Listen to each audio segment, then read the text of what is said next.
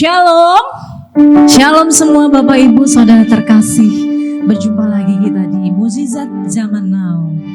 Iya, semua yang mengharapkan mukjizat dari Tuhan, tentunya malam hari ini kita bersatu hati. Iya, baik Bapak Ibu dan Saudara terkasih yang ada di sana. Juga kita mengucap syukur untuk hari ini karena Tuhan sudah beri yang terbaik untuk kita sama-sama dan kita memulai ibadah kita di Mukjizat Zaman Now saat ini. Mari sebelum kita mulai ibadah kita satukan hati kita bersama-sama. Tuhan Yesus, Engkau Bapa yang baik. Terima kasih Tuhan untuk hari ini. Terima kasih untuk semua yang telah Engkau berikan untuk hidup kami. Terima kasih juga untuk mukjizat yang masih Engkau berikan sampai saat ini. Engkau dulu memberikan mukjizat dan saat ini juga Engkau memberikan mukjizat itu untuk kami Tuhan. Terima kasih Tuhan Yesus. Engkau melihat hati kami, anak-anak-Mu yang malam hari ini menyatu untuk mengikuti ibadah malam hari ini. Pimpin kami, sertai kami, dan biarlah hadirat-Mu bertahta di setiap pujian dan ibadah kami. Terima kasih Tuhan Yesus, Engkau juga berkati untuk acara kami ini, Mukjizat Zaman Now, tetap tayang dan terus berjalan yang sesuai Engkau inginkan Tuhan. Terima kasih Tuhan Yesus. Haleluya, amin. Mari kita naikkan pujian kita di hadapan Tuhan. Sama-sama kita naikkan pujian dan dikatakan,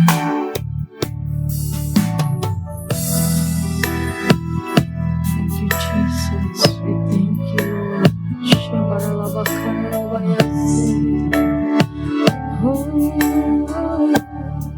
Saat ku sembahmu,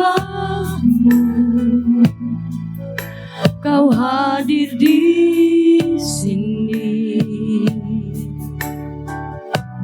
Saat ku berseru, Kau pulihkan hati ini. Sebab itu ku nyanyi, haleluya, terpujilah Tuhan. Lagi katakan, saat ku sembahmu, Kau hadir di sini. Saat ku terseru, Kau pulihkan hati ini. Sebab itu ku nyanyi, haleluya, terpujilah Tuhan. Hadirat-Mu, hadirat-Mu Tuhan, ku rasakan.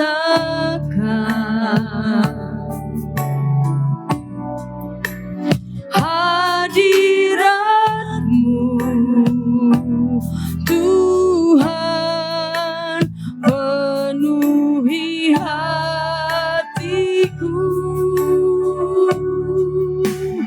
Hadirat-Mu Tuhan, beriku kekuatan.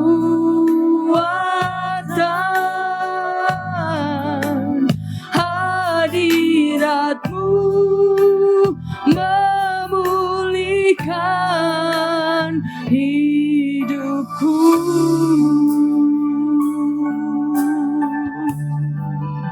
Kami mau datang menyembah-Mu lagi Tuhan. Saat ku sembah-Mu, Kau hadir di sini. Saat ku berseru, Kau pulihkan hati ini. Sebab itu ku nyanyi, bernyanyi haleluya, terpujilah Tuhan.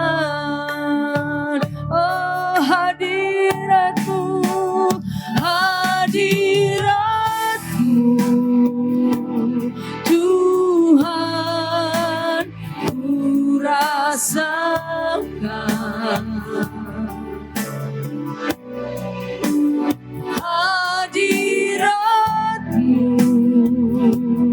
Tuhan, penuhi hatiku.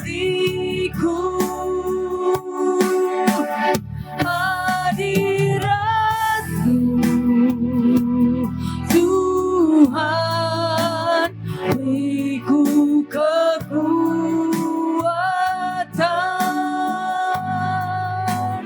Hadiratmu memulihkan hidupku.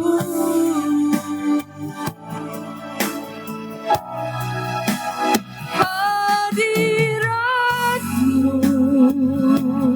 Tuhan, ku rasakan.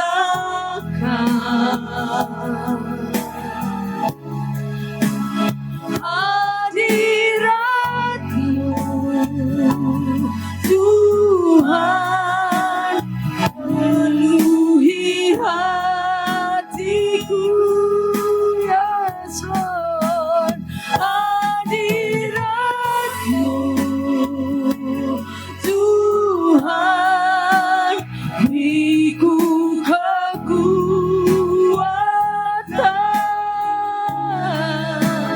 Hadiratmu memulihkan hidupku.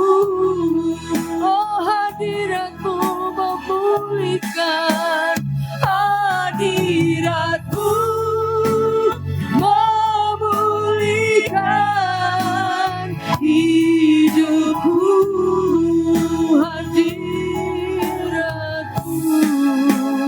Hadiratmu memulihkan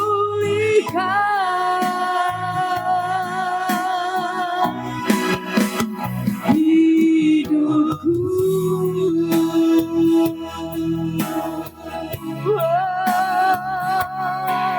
Hadiratmu Tuhan, yang kami rindukan. Oh, ya Rabbah ya Syama, haleluya.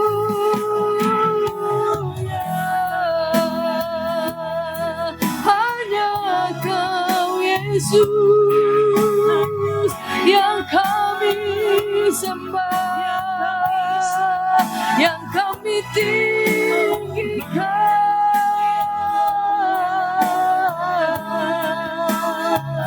Tiada Allah yang lain yang kami sembah selain Kau Yesus.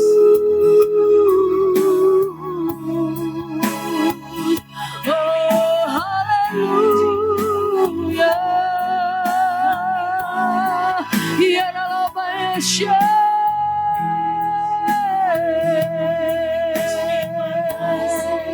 Haleluya, anugerah-Mu melimpah bagiku, selalu baru di setiap waktuku.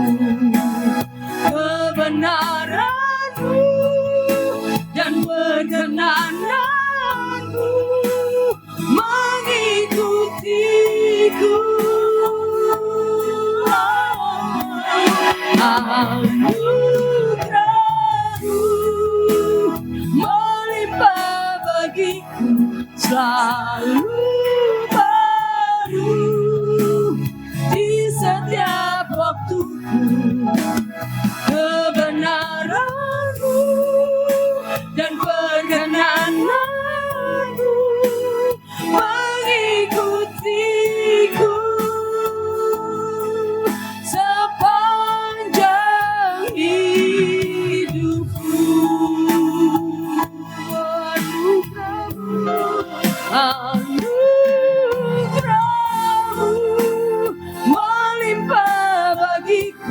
selalu baru di setiap waktuku.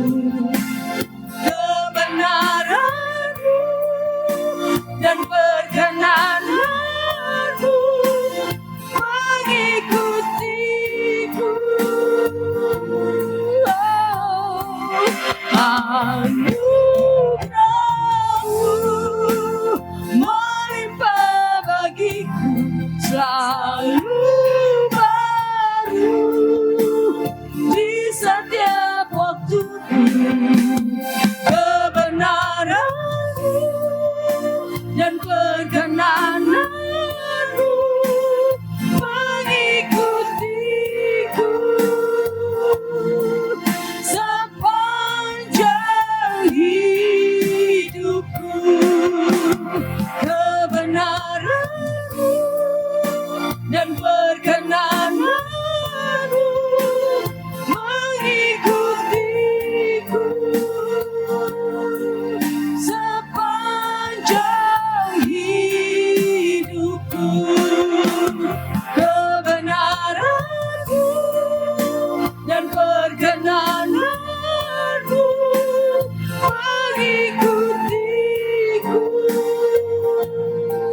sepanjang hidupku.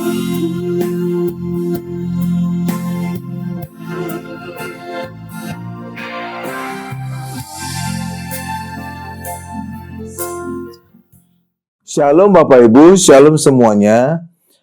Judul renungan kita malam ini adalah Yesus menyembuhkan tangan yang lumpuh. Ini terambil dari Matius 12 ayat 9 sampai dengan 14 dan dikisahkan juga, dicatat juga oleh Markus 3 ayat 1 sampai dengan 6 dan Lukas 6 ayat 6 sampai dengan 11.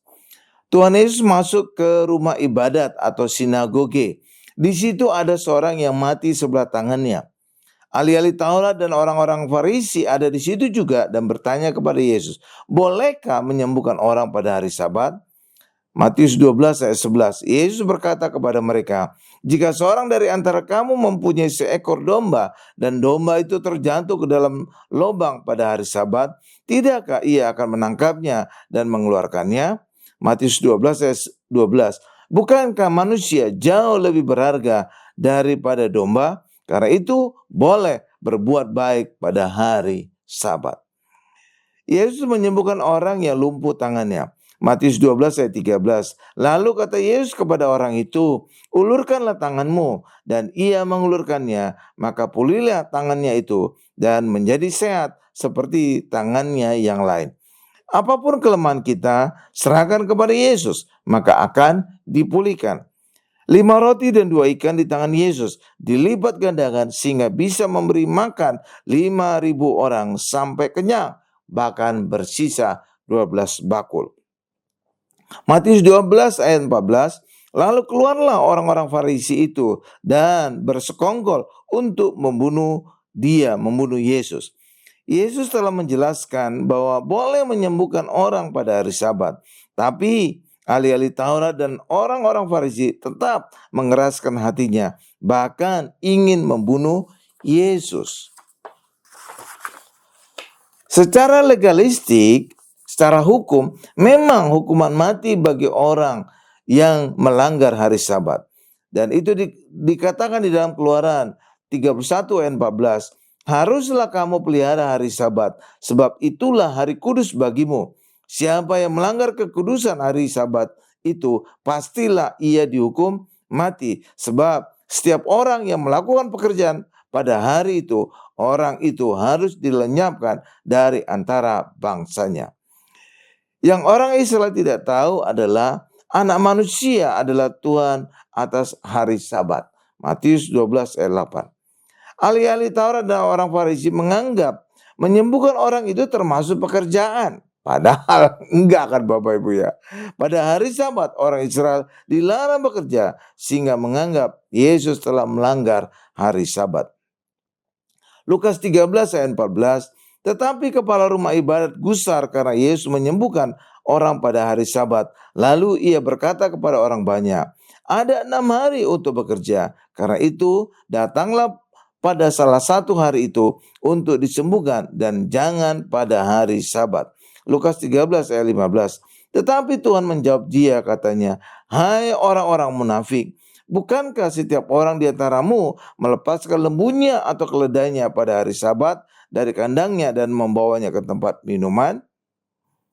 Banyak pendeta atau gereja juga bersifat munafik. Mereka jengkel ketika melihat ada gereja melakukan kesembuhan ilahi dan pemulihan ekonomi. Padahal mereka sendiri juga membutuhkan kesembuhan ilahi dan pemulihan ekonomi.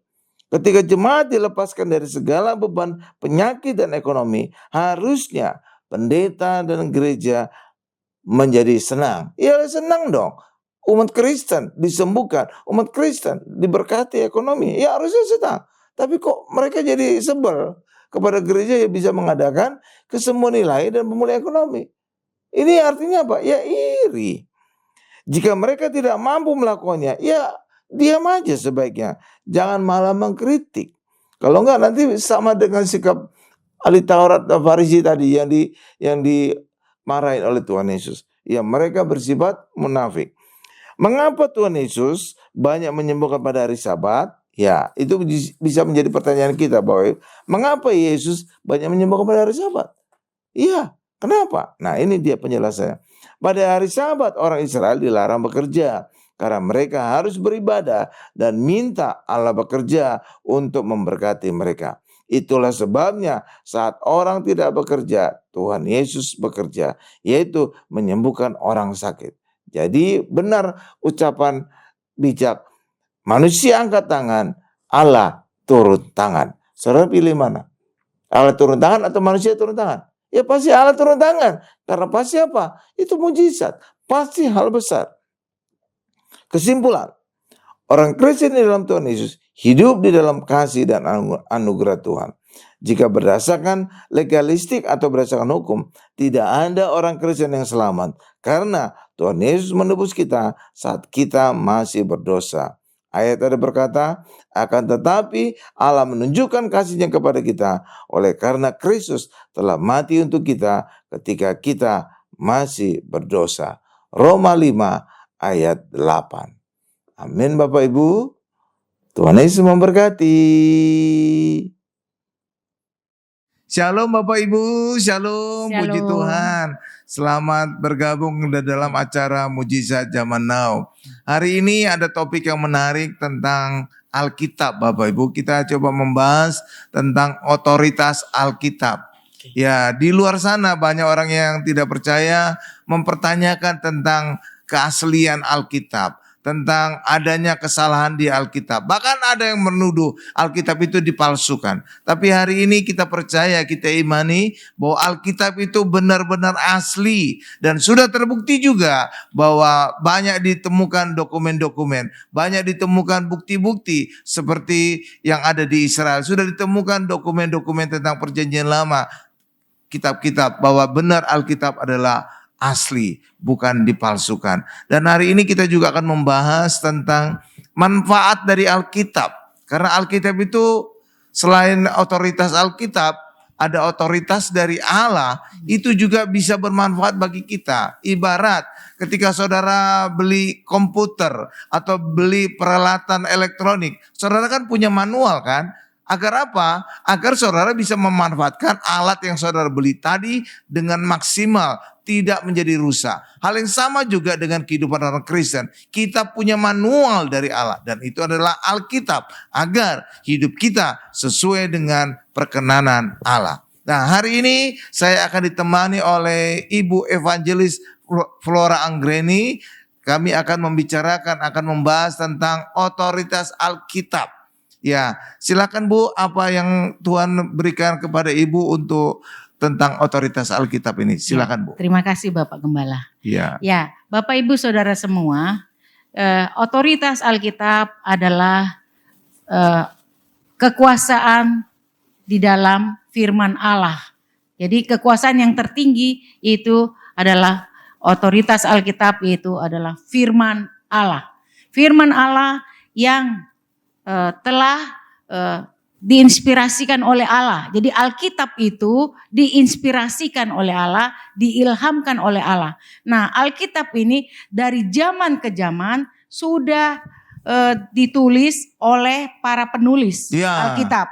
Nah, mereka ini dijaga, dipelihara dari setiap generasi dan generasi. Benar.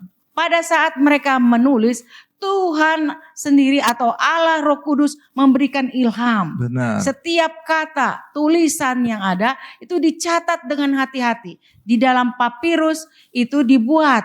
Lalu bagaimana orang mengatakan itu sudah tidak asli. Lalu kalau asli berarti ada yang palsu. Iya. Nah, palsu di mana?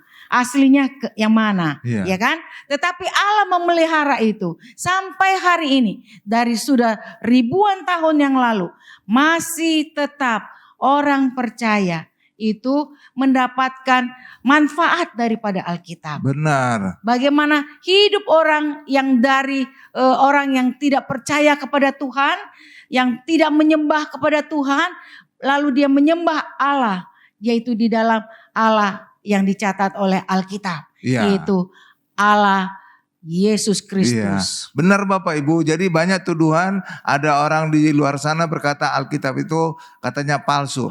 Kalau dia bisa berkata palsu, dia harus bisa menunjukkan mana yang asli. Ternyata mereka nggak bisa menunjukkan asli. Sama juga seperti ketika dikatakan ada uang palsu, dia harus bisa menunjukkan mana uang asli. Benar nggak Bapak Ibu? Jadi kalau hanya sekedar berkata palsu, itu sama dengan omong kosong. Demikian juga tadi Alkitab itu sangat ajaib. Kenapa? Tadi kata Ibu Flora, itu telah ditulis ratusan tahun Bapak Ibu. Sejak masa Musa. Musa itu menulis mulai dari kitab Torah, 5 Torah, Kejadian, Keluaran, Imam, Bilangan, Ulangan. Itu 1500 tahun sebelum Tuhan Yesus hadir. Jadi dan kemudian Perjanjian Baru ditulis 1 abad kemudian Bapak Ibu.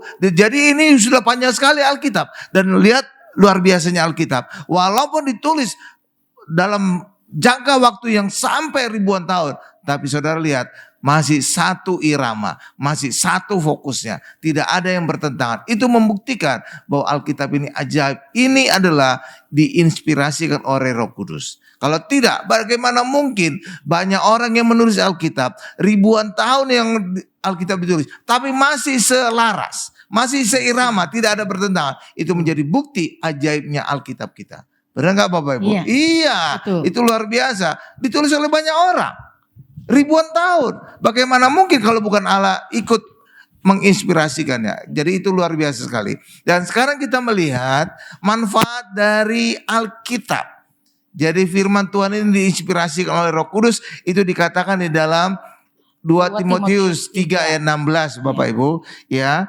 Bisa Bu, mungkin dibacakan Bu? Iya, saya akan bacakan. Iya. Segala tulisan yang diilhamkan Allah memang bermanfaat untuk mengajar. Ya, stop. Pertama manfaatnya adalah untuk mengajar. Ya, jadi Alkitab mengajar Bapak Ibu. Buktinya mengajar. Seperti doa Bapa kami, kita belajar dari Alkitab. Ucapan Tuhan Yesus. Jadi benar buktinya Alkitab untuk mengajar. Lanjutkan Bu, apalagi manfaatnya? Manfaat yang lain adalah untuk menyatakan kesalahan. Menyatakan kesalahan. Bagaimana kita bisa tahu kita salah atau tidak kalau tidak punya acuan firman Tuhan? Dan ini juga Alkitab menunjukkan kesalahan. Buktinya, contoh. Mencuri itu salah enggak? Salah. Kenapa bisa tahu salah? Karena firman Tuhan berkata, jangan mencuri. Membunuh itu berdosa enggak? Berdosa, salah. Kenapa? Ada firman Tuhan yang berkata, jangan membunuh. Berzina itu berdosa tidak? Berdosa. Karena ada larangan, jangan berzina. Jadi bukti kedua, manfaat Alkitab adalah untuk menyatakan kesalahan. Itu terbukti. Lanjutkan Bu. Ya, yang berikut adalah untuk memperbaiki kelakuan. Memperbaiki kelakuan. Jadi Alkitab juga mengajarkan orang Kristen harus mengampuni. Nah, itu kan untuk memperbaiki kelakuan. Jadi orang Kristen dilarang dendam, dilarang membenci. Jadi kita harus mengampuni, harus mengasihi, harus menolong sesama. Nah, itu kan untuk memperbaiki kelakuan kan Bapak Ibu. Jadi terbukti Alkitab udah ada 3 fungsinya. Apalagi Bu? Lanjut Bu. Yang terakhir yaitu untuk mendidik orang dalam kebenaran. Nah, mendidik orang juga dalam kebenaran. Ya itu tadi, untuk kita untuk juga mengampuni, untuk mengasihi. Jadi mendidik kita untuk jangan kita ya kehidupan kita suka membenci orang, suka ya kita tidak boleh kita iri kepada orang, tapi kita harus mengasihi, harus mengampuni. Bahkan Alkitab yang luar biasa lagi Bapak Ibu, dunia berkata mata ganti mata, gigi ganti gigi. Alkitab berkata doakanlah musuhmu. Ya. Nggak ada di kitab lain di luar Alkitab berkata doakan musuhmu. Nggak ada Bapak Ibu ya. Alkitab mengajarkan doakan musuhmu. Iya, jadi luar biasa kan? Iya, kenapa? Karena Tuhan Yesus juga berkata, kalau kita mendoakan orang yang mengasihi kita, apa bedanya kita dengan orang lain? Nggak ada bedanya. Tapi kalau kita mendoakan musuh kita, ini luar biasa. Ya, Bapak Gembala, kita bersyukur karena Tuhan kita memberikan Alkitab yang mengajarkan banyak sekali, yaitu kasih. Ya. Kasih ini yang menjadi sumber utama yang akan menghidupkan orang-orang yang sudah merasakan dirinya hancur, merasakan dirinya tidak dipedulikan orang, tetapi dia membaca Alkitab bahwa ada Allah yang mengasihi, bahwa Allah yang mengampuni. Nah, maka itu orang-orang yang terpuruk itu, orang-orang yang berdosa itu bisa datang kepada Tuhan. Iya. Jadi Bapak Ibu, hanya Alkitab, hanya kekristenan, hanya di dalam Yesus ada pengharapan bagi kita untuk beroleh pengampunan. Bapak Ibu, kalau di luar sana kita salah pasti kita dihukum. Tapi Tuhan Yesus, ketika kita percaya Yesus, datang kepada Yesus, kita mengakui dosa kita, maka segala dosa kita akan diampuni. Karena Allah itu adil, setia. Karena itulah hanya di dalam Yesus kita bisa beroleh pengampunan, dan ketika kita diampuni maka Tuhan akan membebaskan kita dari segala dosa dan dibebaskan kita dari segala penghukuman. Jelas dikatakan di dalam Roma 8 ayat 1, sekarang kita tahu bahwa di dalam Kristus kita tidak akan dihukum. Bahkan di dalam Ibrani 8 dikatakan Allah tidak lagi mengingat segala kesalahan dan dosa-dosa kita. Karena itulah hanya di dalam Yesus kita beroleh pengharapan. Apapun masa lalu kita, apapun dosa kita, datang kepada Yesus. Maka di dalam Yesus yang lama sudah berlalu, yang baru sudah datang. Ya, apalagi Ibu yang mungkin Ibu ada tambahkan lagi. Ya. Alkitab itu luar biasa Bapak Ibu. Ya. Benar bahwa Alkitab ini sangat luar biasa ya. Walaupun seringkali orang curiga, palsu, tapi tidak bisa membuktikan yang mana gitu ya, palsunya. Oh ya, ada satu lagi Bapak Ibu. Jadi Alkitab ini adalah otoritas Allah. Jadi segala sesuatu kehidupan orang Kristen harus mengacu kepada Alkitab, bukan kesaksian pendeta. Kadang-kadang pendeta ada bersaksi pernah ke surga, pernah ke neraka dan segala macam. Bapak Ibu nggak perlu bimbang, nggak perlu terombang-ambing. Buktikan di Alkitab. Apa kata Alkitab? Apa kata Alkitab? Jadi saudara nggak terombang-ambingkan oleh angin-angin pengajaran. Karena banyak di luar sana pendeta juga bisa berbeda-beda pengajarannya. Betul. Lalu bagaimana agar kita mendapatkan kepastian? Periksa di Alkitab. Apakah Alkitab berkata demikian? Karena itulah Bapak Ibu, mari kita back to Bible, acuan kita Alkitab, sehingga kehidupan orang Kristen tidak lagi diombang-ambingkan oleh angin-angin pengajaran atau penyesat-penyesat dan segala macam.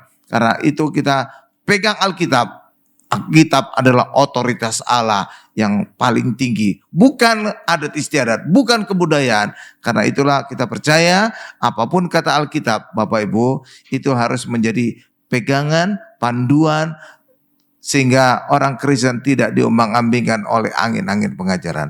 Amin Bapak Ibu. Amin. Mari kita tundukkan kepala kita. Terima kasih Tuhan Yesus, hari ini kami membahas hal yang luar biasa tentang otoritas Alkitab. Hari ini kehidupan orang Kristen jangan lagi terpengaruh oleh angin-angin pengajaran. Banyak pengajaran-pengajaran di luar sana, bahkan juga banyak penyesat-penyesat. Karena itulah mari kita kembali ke Alkitab, back to Bible, agar kehidupan kita menjadi kokoh, agar kehidupan kita tidak disesatkan. Dan saya juga berdoa untuk para netizen yang mengikuti acara Mujizat Zaman Now ini, saya juga ingin berdoa untuk kehidupan kita. Apapun tantangan kehidupan kita hari ini, apakah penyakit, saya berdoa agar saudara disembuhkan oleh Tuhan. Ya. Tantangan mungkin masalah ekonomi, usaha pekerjaan, saya juga berdoa Ya. Tuhan juga akan memberkati usaha pekerjaan kita. Mungkin masalah kita adalah masalah keluarga, masalah Ya. suami, istri atau anak. Saya juga berdoa agar keluarga kita mengalami damai Kristus, sehingga selalu ada damai di dalam keluarga kita, Amin, amin. sehingga selalu ada perlindungan di dalam keluarga kita, Amin, amin. sehingga saudara nggak perlu khawatir. Saudara tidak bisa menjaga suami, istri atau anak saudara 24 jam, 7 hari seminggu, Benar. nggak bisa. Karena Amin, itulah Allah. percayakan kepada Tuhan, berdoa kepada Tuhan, serahkan segalanya kepada Tuhan, Amin. maka Tuhan akan memelihara keluarga kita, suami, istri, dan anak kita. Ya. Dan apapun tantangan di dalam kehidupan kita, percaya di dalam Yesus ada solusinya. Kenapa? Karena Yesus adalah jalan, Yesus adalah pintu, sehingga kehidupan orang Kristen tidak pernah punya jalan buntu. Karena di dalam Yesus selalu ada jalan dan pintu yang memberikan solusi apapun masalah kita. Amin. Terima kasih Tuhan. Dalam nama Yesus kami berdoa dan mengucap syukur. Haleluya. Sama-sama kita berkata amin. Amin.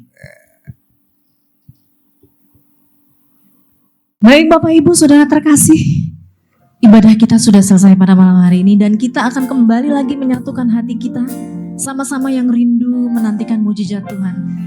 Tapi Tuhan berjanji, Tuhan selalu memberikan mujizat yang terbaik untuk kita. Dulu, sekarang, dan sampai selamanya. Baik Bapak Ibu, malam hari ini yang mengalami sakit akan disembuhkan Tuhan. Percaya, Tuhan Yesus pasti akan menyembuhkan dengan mujizatnya. Apapun pergumulan kita hari ini, Tuhan pasti akan sembuhkan, pulihkan, dan kita akan dimenangkan. Baik, kita akhiri ibadah kita malam hari ini dan jangan lupa kita kembali lagi dengan mujizat zaman now di hari Selasa, Kamis, dan Sabtu. Tuhan Yesus memberkati. Sama-sama kita naikkan pujian ini, katakan El Shaddai, El Shaddai, Allah Maha Kuasa. Dia besar, Dia besar, El Shaddai mulia, El Shaddai, El Shaddai, Allah Maha Kuasa. Berkatnya melimpah.